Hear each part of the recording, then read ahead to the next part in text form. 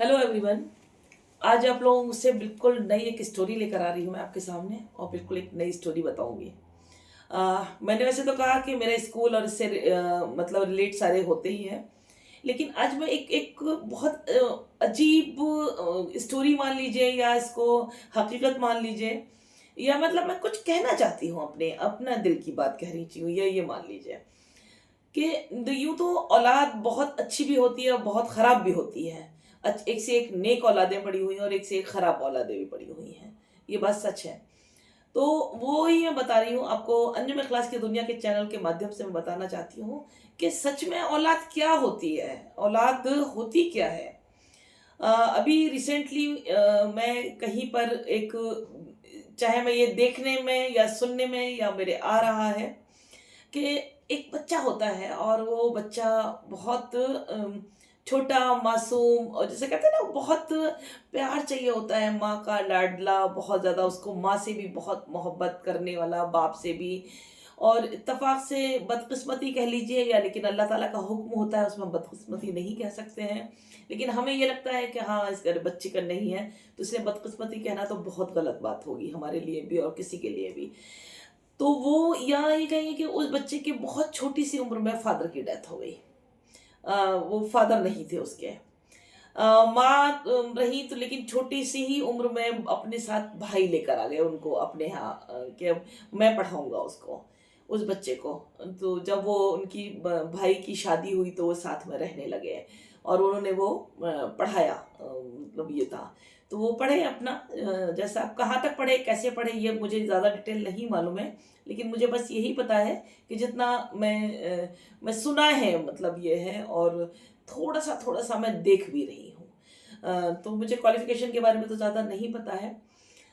लेकिन उसी उसमें ये होता है ना कि एक उम्र होती है, और जब इस तरह के होते हैं कि माँ माँ से भी दूर और बच्चे से, बाप से का साया नहीं रहता है, और भाई का चाहे डर मान लीजिए या लिहाज़ मान लीजिए या शर्म और हया मान लीजिए, या कभी-कभी क्योंकि आज के टाइम में और उस टाइम में बहुत फ़र्क था। तो सैलरी भी बहुत कम, तो ये भाई का अपना घर का भी चलाना होता होगा, या गाँव खेती-बाड़ी को भी देखना होता होगा, वो जो जैसा रहता होगा वो जाने ज़्यादा मुझे इतना डिटेल में नहीं पता है, और या मैं डिटेल में जाना भी नहीं चाहती हूँ बहुत। तो लेकिन क्योंकि बहुत ज़्यादा डिटेल में मुझे पता भी नहीं, ये तो मैं आपको अपने भी पैदाइश होने के पहले की बता रही हूँ। तो मैंने कभी ये बस सुनती आ रही हूँ मैंने, क्योंकि ये चीज़ें देखी नहीं है। तो ये उस टाइम की बात बता रही हूँ मैं। वो होते-होते तो जो भी पढ़ा होगा उसने, तो लेकिन पढ़ने के बाद में मेहनत करी या नहीं पढ़ी, या फिर इस तरह के जो बच्चे होते हैं कि माँ से भी दूर और बाप का जब नहीं वो रहा, तो थोड़ा-सा चुलबुले भी हो जाते हैं। उसे चुलबुला भी कह लेना चाहिए। क्योंकि डर खौफ होता है, तो जैसे मतलब मान लीजिए भाई का रहा, या लिहाज़ रहा, तो लेकिन उसमें ये है कि पूरे दिन भाई अपने जॉब पर हैं, भाई अपने कहीं काम पर गए हुए हैं, या जो भी करते होंगे भाई, वहाँ पर चले गए, और भावज की कौन सुनता है, ये मान लीजिए।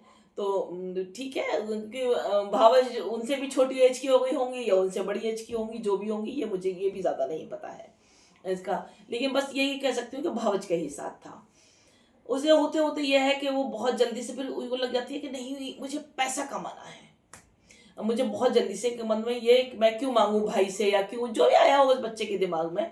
तो बहुत ज़्यादा उम्र की मैं नहीं, लेकिन शायद डिप्लोमा किया हो या शायद इंजीनियरिंग की हो, मुझे ये नहीं मालूम है कि क्या किया था, या बीकॉम किया हो या इंटर ही किया हो। तो वो चीज़ निकल के फिर वो अपने घर से चले जाते हैं। और वो कितनी मेहनत की होगी, जिसके पास में 10 रुपए भी नहीं है, और किसी का मतलब सरपरस्ती भी नहीं है, और दोस्तों में का साथ या 1 या 2 का रहा होगा, तो दोस्त भी उसी टाइप के ही होंगे, क्योंकि उनके पास ही पैसा नहीं होगा और उनके पास भी नहीं है। तो इस चीज़ को अब मैं रियलाइज़ करती हूँ कि कितनी शिद्दत से मेहनत की होगी उस बच्चे ने, कि कितनी मेहनत से उसने कमाया होगा, कैसे क्या किया होगा, कैसे रोटी खाई होगी, मिली भी होगी, नहीं होगी, लेकिन कितने वक़्त फाके रहना पड़ा होगा, शायद स्टेशन पे भी सोना पड़ गया होगा, शायद किसी के घर पे सोना पड़ गया होगा। लेकिन मुझे नहीं लग रहा है कि जब घर से निकल के जाता है तो कोई अपने घर पे तो नहीं सुला रहा है, तो हो सकता है कहीं गार्डन वगैरह में सोने का पड़ जाता होगा। तो ये भी तो मुझे इसका चीज़ नहीं मालूम, लेकिन हाँ, मैं उस स्ट्रगल को सोचती हूँ कि क्या स्ट्रगल रहा होगा। जब इस चीज़ का मुझे रियलाइज़ होता है, क्योंकि मैं बहुत ज़मीनी उससे जुड़ी हुई हूँ और मैं लोगों से मिलती हूँ और लोगों से बात करती हूँ, और मुझे लोगों के दर्द को सुनना बहुत अच्छा लगता है। और उनको मैं कुछ कर तो सकती नहीं हूँ, मेरी कोई हैसियत नहीं है, लेकिन कम से कम ये है उसको सुनने के बाद में मैं अपने अलग ही हट के 2 आँसू ज़रूर बहा लेती हूँ। और जो मुझसे हो सकता है मैं अपने उससे कोशिश करती हूँ समझाने की, कि और कर क्या सकती हूँ, मेरे पास में कुछ नहीं है, कोई वो नहीं। लेकिन हाँ, मैं सुनती हूँ, और ये बात भी सच है कि मैं किसी का दर्द सुनने के बाद में बेपनाह बेचैन हो जाती हूँ। मेरी रातों की नींद हराम हो जाती है, दिन का चैन सुकून वो हो जाता है। आज भी जब मैंने ये सुना है तो मैं खुद, आपको यकीन कर रहे या ना कर लिए, मैं सिर्फ 1 कप चाय पिए हुई हूँ सुबह से अब तक। और जब मैंने कहा ना कि मैं या तो मैं किसी को दर्द को सुनूँ नहीं, और सुनती हूँ तो मुझे होती है बेचैनी, बहुत परेशानी, बहुत तकलीफ देती है। और ये सभी के लिए है, मैं इवन ये तो इंसान की बात कर रही हूँ मैं। मुझे अगर कोई, मैं जानवर भी अगर मुझे कहने कहा कि लंगड़ाते हुए देख लेती हूँ तो मुझे वो भी तकलीफ, ओहो बेजान है बेचारा, कह भी नहीं पा रहा होगा, इसका इलाज कौन कराएगा। ये बात सच है कि मैं किसी को, जानवर को छू नहीं पाती हूँ, जब मैं डरती हूँ सभी से ही, इवन मतलब परिंदों को भी नहीं छू पाती हूँ किसी के, मतलब मैं सब इससे मुझे डर लगता है। तो लेकिन हाँ, मुझे एहसास बहुत होता है कि अगर गेट के बाहर कोई भी जानवर भी आता है तो मैं ज़रूर उनको कोशिश करती हूँ। मैं खुद नहीं जाके रोटी डाल सकती, मैं खुद जाके उनको ब्रेड नहीं दे सकती, लेकिन मैं अपनी भतीजियों से डलवाती हूँ, और टाइमली डलवाती हूँ। ऐसा नहीं, और देखो वो लोग आते हैं, पहचानते भी हैं, बेज़ुबान बहुत पहचानता है। तो वही मैं आपको बता रही थी कि किस तरह का स्ट्रगल रहा होगा, होते होते ये है, वो 4 से 10 रुपए कमाए होंगे, 10 से फिर 20 हुए होंगे, और जैसे ही, और वहां फिर कैसे क्या दोस्त से मुलाकात हुई, या कैसे करके, या दोस्त की बहन से ही सही, शादी का भी रहा। लेकिन फिर वो यही रहा कि नहीं, क्योंकि वो बच्चा भी जब बड़ा हो गया, अब तो जवान हो गया माशाल्लाह से, अल्हम्दुलिल्लाह। तो जब वो, उसने ये कहा कि नहीं, शादी भी जैसे मैं भाई के हाथों से ही होनी चाहिए, तो वो शादी फिर भाई के हाथों से ही। अब लेकिन भाई मानने को तैयार नहीं थे, क्योंकि होता है ना कि पहले के टाइमों में लोग, ये होता था कि अपने लोगों में ही हो, शायद ये मान लीजिए, या पता नहीं कैसे कहते थे कि बरादराना बहुत ज़्यादा चीज़ थी। आजकल तो नहीं है, और लेकिन उस टाइम में रहा होगा बहुत ज़्यादा। अब मैं जिस बच्चे की बात कर रही हूँ वो तो बहुत एजड है अब।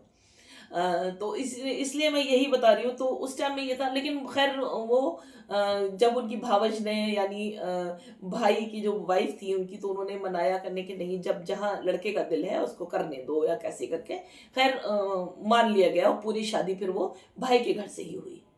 सारी पूरी होती है।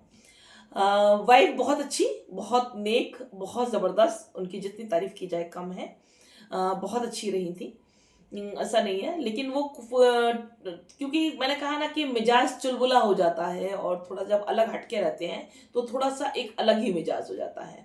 तो वो मिजाज रहा, तो बहुत कम टाइम वो भैया भावज के साथ में रही, और वो अपनी वाइफ को भी लेकर चले गए जहाँ वो रहते थे। खैर वो अपना एक उसमें रहा होगा, जब कहते हैं ना कि जब एक इंसान जब वो जी रहा होता है तो बड़े एक अलग ही वो, न्यूली मैरिड हो, नया नया, थोड़ा थोड़ा सा, क्योंकि अगर वो 100 रुपये भी जिसने देखे ना हो, 9 और उसको मिल गए 100, तो उसको लगता है कि बहुत पैसा मिल गया उसी उसमें ही। तो वो 100 से 200 और 200 से 300, ये बहुत है। यानी फिर वो कमाना स्टार्ट हो गया मुझे, कि नहीं मुझे बहुत कमाना है, बहुत ये।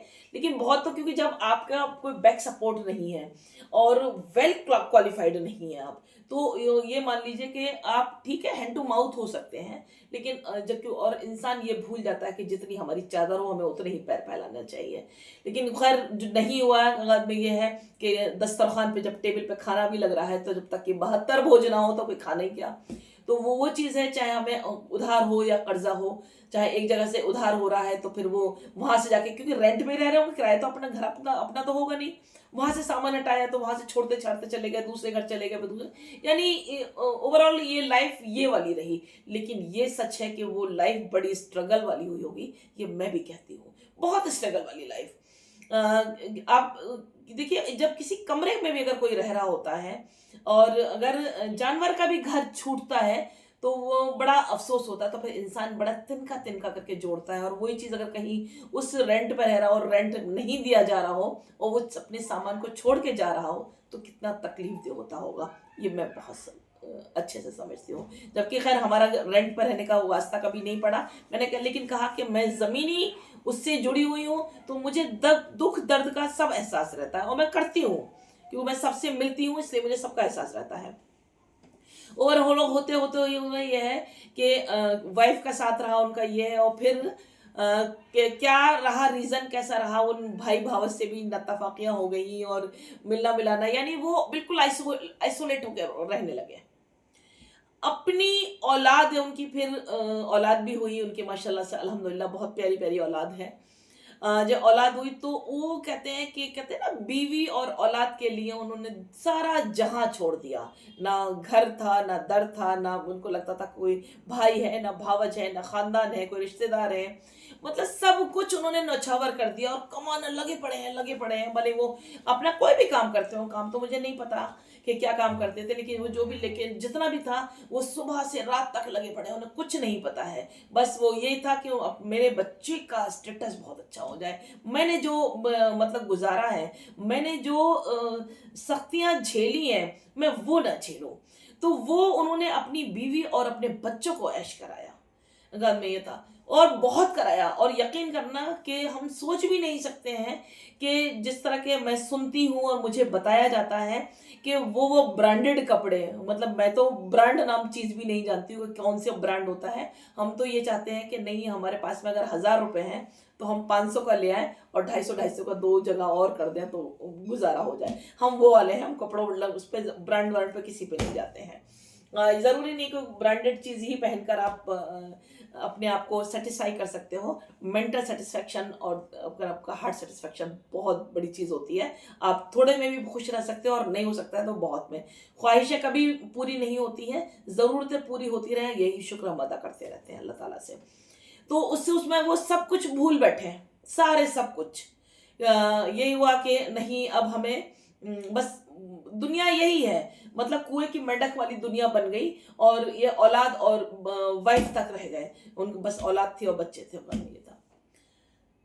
तो वो फिर मैं ये सोचती हूँ कि क्या वाकई में वो औलाद अब जब बुढ़ापा है, तो क्या वो औलाद वो वाला फर्ज अदा करती है हर औलाद? मैं ये सवाल करना चाहती हूँ सबसे, मुझे ये बताया जाए कि क्या वो पीछे मुड़ के वो नहीं देखती है औलाद, या वो वाइफ नहीं देखती है पीछे मुड़ के कि मतलब कितना स्ट्रगल किया है इस हमारे हस्बैंड ने, कितना स्ट्रगल किया है हमारे फादर ने।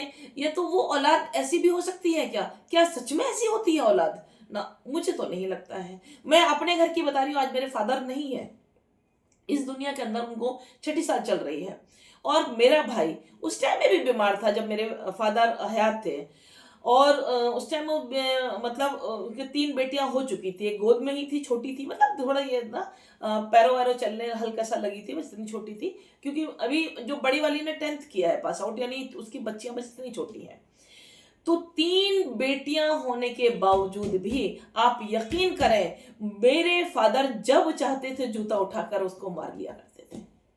अगर जरा सी भी गलती कर ली, जरा सी भी, वैसे तो खैर उसकी इतनी हिम्मत नहीं है। आपको सच बता रही हूँ कि मेरे भाई कभी मेरे फादर के साथ में सामने भी नहीं बैठा। खाना खाना तो बहुत बड़ी चीज़ है, वो लिहाज था। लेकिन अगर वो स्कूल में भी बैठा हुआ है, उनके सामने पेरेंट्स बैठे हुए हैं और वो सीट पे उस पर बैठा हुआ है, जबकि डायरेक्टर की सीट पे बैठा हुआ है, कोई उनके लिए कोई डायरेक्टर वेक्टर कुछ नहीं था। उनके लिए तो सीधा ये था, अगर गलती करी, तुमने पेरेंट्स से भी ऊंची आवाज में बात कर दी कि तुमने कैसे रैश कैसे किया, तुमसे तो बहुत बड़े एज में थे, तुम ये कैसे भूल गए। वही जो अपने पैर का जूता होता था वही उसका बहुत बार आता था, वहां से मेरा भाई रोता हुआ कि देखो अब्बू ने मतलब ऐसे बेइज्जती कर दी। और फिर मैं उसको ये समझाती, क्या बाप के मारने से औलाद बेइज्जत होती है? ये चीज तो मैं तुमसे भाई पहली बार सुन रही हूँ। और फिर उसका नहीं, तुम्हें पता है, तुम्हें जितने लोगों के सामने मारा होगा, तुम्हें सब ने सलाम और अपने दिल में कहा होगा औलाद हो तो ऐसी हो, और नेक औलाद हो, तुम पता है तुम बहुत अच्छी औलाद हो। फिर वही आंसू पहुंचता वो पर चला जाता था।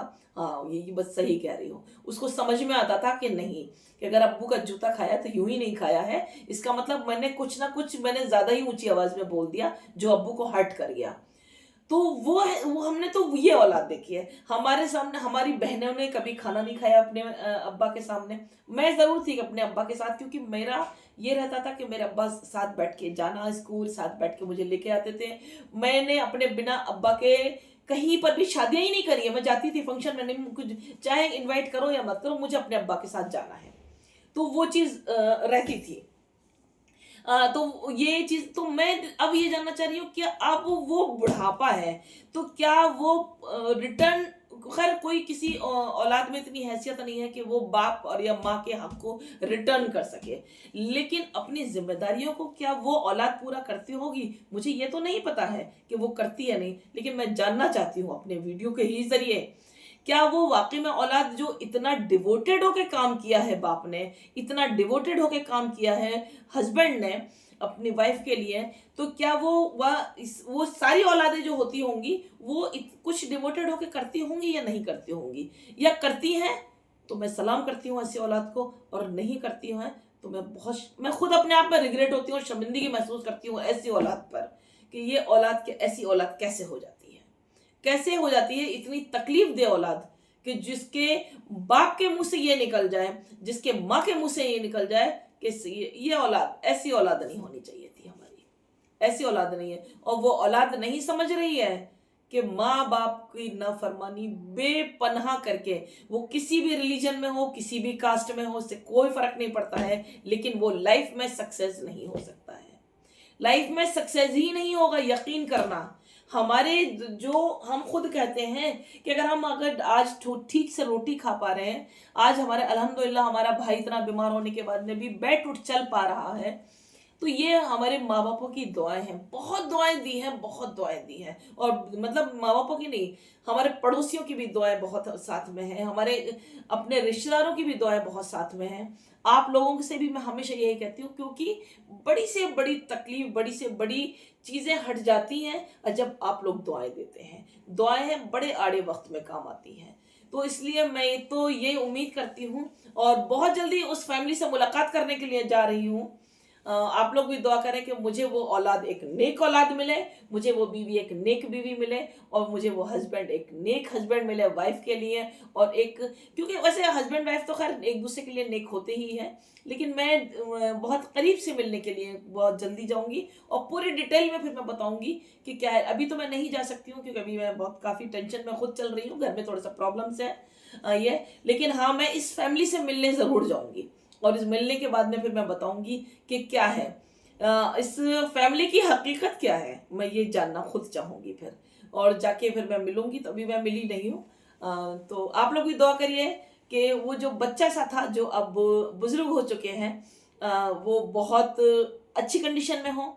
वो जो नन्हे नन्हे से उस बच्चे के बच्चे हुए हैं, और अब वो बच्चे भी बड़े हो चुके हैं, अल्हम्दुलिल्लाह वो बहुत नेक हों, और उनको नेक सलाहियत दी हुई हो, और नेक परवरिश मिली हुई हो। और परवरिश माँ के ज़रिए मिलती है। आपको पता है बाप तो बाहर का होता है, वो कमाता है, और लेकिन माँ ही परवरिश, नेक परवरिश तो माँ देती है। इसलिए कहते हैं कि अगर घर जो बनता है, मकान तो कोई भी बना सकता है, लेकिन घर सिर्फ घर की औरत ही बना सकती है। इसलिए औलाद की भी तरबियत ज़्यादातर माँ पर ही डिपेंड करती है, क्योंकि बच्चा बाप से तो डरता ही डरता है, लेकिन माँ हर टाइम साथ में रहती है, इसलिए सारी सही तरबियत जो होती है वो माँ की होती है।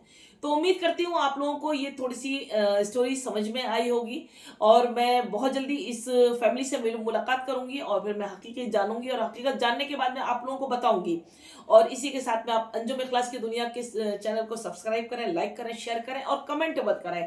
और आप लोगों को क्या लगता है, वो औलाद कैसी होगी, वो वाइफ कैसी होगी, या वो हस्बैंड कैसा होगा, यानी ये जो बच्चा है वो जो बुजुर्ग हो गया होगा वो कैसा होगा, क्योंकि उसको प्यार नहीं मिला है।